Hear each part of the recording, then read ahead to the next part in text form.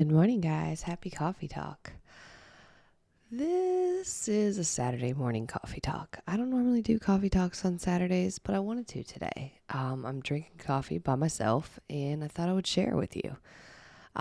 Today's coffee is the getting near the end of my Gusto's coffee that came from Puerto Rico, and my mug was a gift from fitme member Brenda, who gave me this beautiful mug as a Christmas present.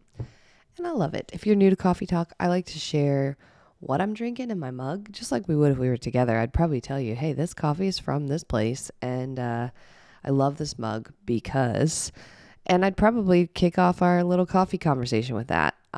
So that's how I do it on Coffee Talk. But then we dive right in. So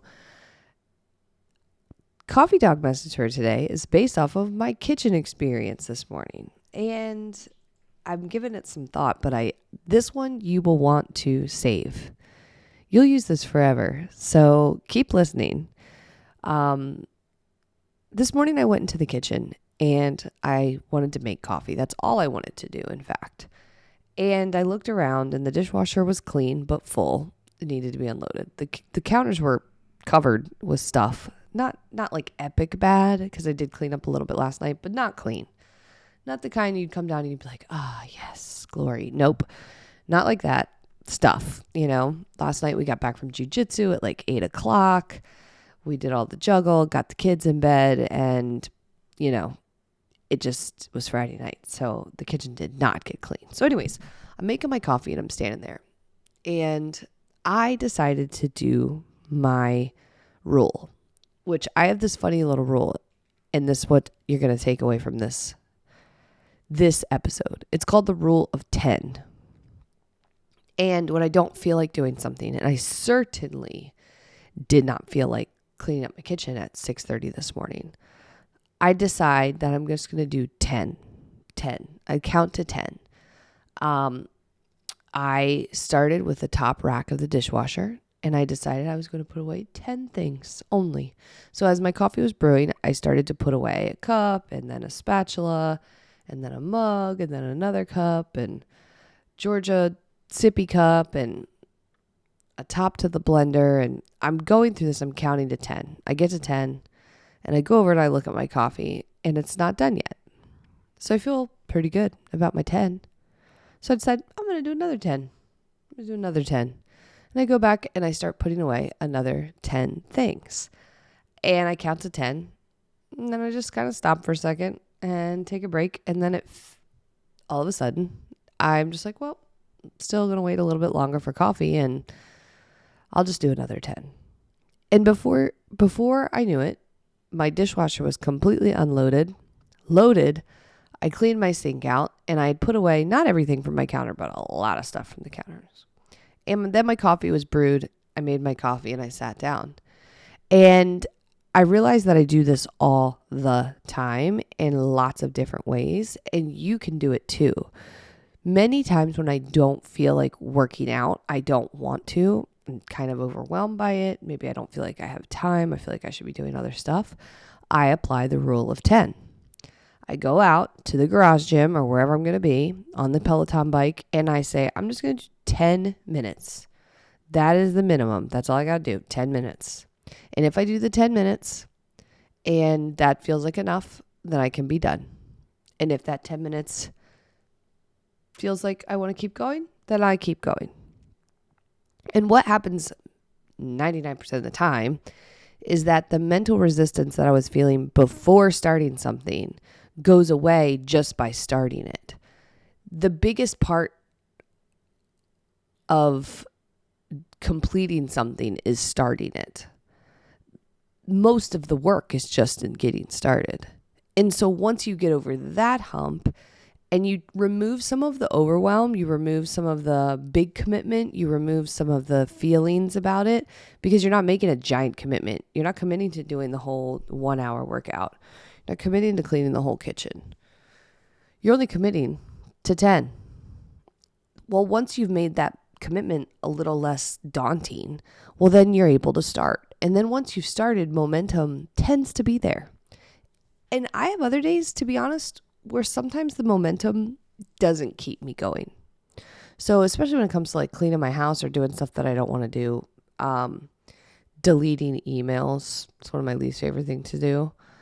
I will play the rule of 10, but I'll do it over and over and over again. So I'll do the rule of 10 and then I'm like, okay, I'm done. That was enough. Not do it anymore.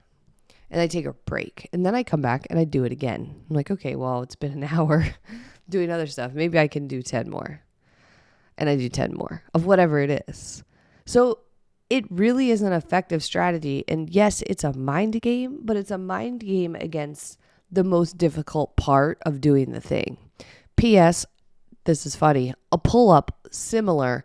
The most difficult part is actually the beginning, getting started. If you do a dead hang pull-up, so that means your arms are all the way extended and your shoulders are, you're not like holding your body weight at all. You are hanging from the bar and you have to initiate a pull-up from that position. So you have to engage your shoulders, your lats, which are the muscles on the side of your torso that connect up under your armpits. You have to engage all of that and pull. Usually that initial 10% is the hardest part. Once you are, almost to your, like you've almost got a 90-degree angle at your elbows, the pull-up's a lot easier. So sometimes people quote cheat on pull-ups because they jump out of the bottom and they're missing that hard part. And then they just finish the pull-up on top. I'm not talking about jumping pull-up. I'm talking about a strict pull-up without the bottom part. Jumping pull-up's a fine exercise. But point is, I want you to start to apply this rule of 10 to things that are hard for you. If you are struggling with doing something because it feels overwhelming or because you don't want to do it because it's going to be uncomfortable or no fun, try this rule of 10.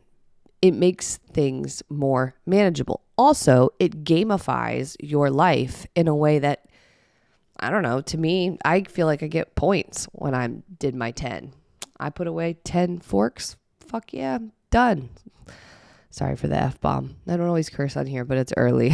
But that's how I feel. I feel excited that I did my 10. I know it's insane, but it helps. If you are trying to eat healthier or you're trying to drink more water, you've heard me talk about this on my water. I apply this rule of 10 on my water too. Instead of looking at my giant water bottle and thinking, can't, so much water to drink, I will just apply this rule of 10. I just do it over and over again throughout the day. So I'll go to my water bottle and instead of taking one sip, I take 10 sips. I count 1, 2, 3, all the way to 10, and then I'm done. I am finished. I don't have to think about it anymore. I can walk away and leave it alone. And then when I come back later in the day, I just do it again. Just take another 10 sips. So this little game works. It's a mental trick. But mental tricks matter. I promise you, every Olympian, every professional athlete, everybody who finds success also finds little mental tricks that help them get past their own nonsense. Because we're all certainly capable of doing a lot of things. We just don't do it. So if we need to get out of our own way and actually do it, then you need some mental tricks. And this might be one for your toolbox. I don't know if you like it. Try it. 10 minutes, 10 forks, 10 sips of water, 10 pieces of clothes folded, put away, 10 deleted emails, 10 minutes of the beginning of your workout. So that way you can, get past that resistance part and actually follow through and do it. I want you to try it, and I'd love to hear if you actually do try it. So shoot me a DM on Instagram at Christy May Campbell, or if you're listening in the Facebook group or on YouTube, drop a comment and let me know if this is helpful for you. Get out of your own way and follow through. And listen, if you're feeling silly when you're doing it, don't. Because I don't feel silly. I don't apologize for finding ways to be successful, and you shouldn't either. And so people are going to criticize and say whatever they want. Don't care. Meanwhile, I'll have a clean kitchen. I'll have done all my workouts. I'll have deleted my stupid emails. My car won't feel so overwhelming, and I'll have a mental strategy that works for me. That's the confidence I want you to have. You're going to start to put things in your toolbox that work for you. Screw what works for everybody else. So thanks as always for plugging into Coffee Talk.